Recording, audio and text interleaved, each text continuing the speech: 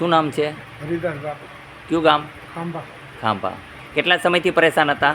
10 વર્ષ. 10 વર્ષ થયા. મહાત્મા, અત્યારે આપને કેવું લાગે છે? સારું લાગે છે. અહીં કોઈ પૈસા લેવામાં આવે છે? ના.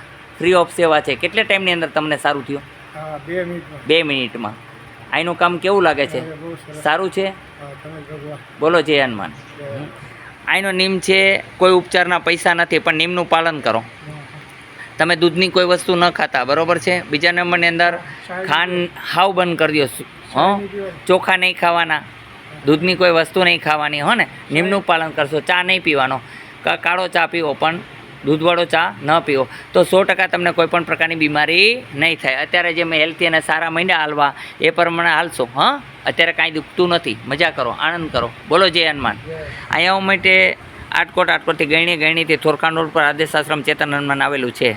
અહીંનો સમય છે સવારે 9 થી 12, સાંજે 4 થી 6. ટોકન લેવા માટે વહેલું પધારવું પડે છે અને કોઈએ લાઇનમાં ખોટો દેકારો ન કરવો, નીતિ નિયમથી બધાએ ચાલવું, એકબીજાના પ્રશ્ને સંભાળીને રાખવા.